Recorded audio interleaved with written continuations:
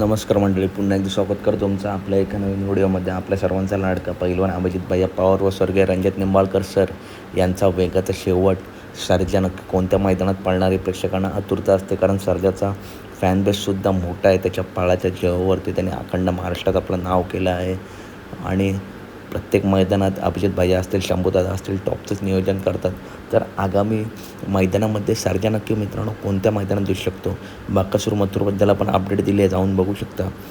सर्जा मित्रांनो, सर्जासुद्धा येत्या 20 तारखेला जे युवा केसरी भव्यदिव्य ओपनचं मैदान आहे रायगाव या ठिकाणी, या मैदानात सर्जा आपल्याला दिसू शकतो. त्या मैदानात जर सर्जा दिसला नाही तर डायरेक्ट 22ला 2 लाखाचं पिंपळगाव निफाड, तालुका निफाड, नाशिक या ठिकाणी मित्रांनो जे भव्यदिव्य ओपनचं 2 लाखाचं मैदान आहे, त्या मैदानात आपला सर्जा पळताना दिसू शकतो.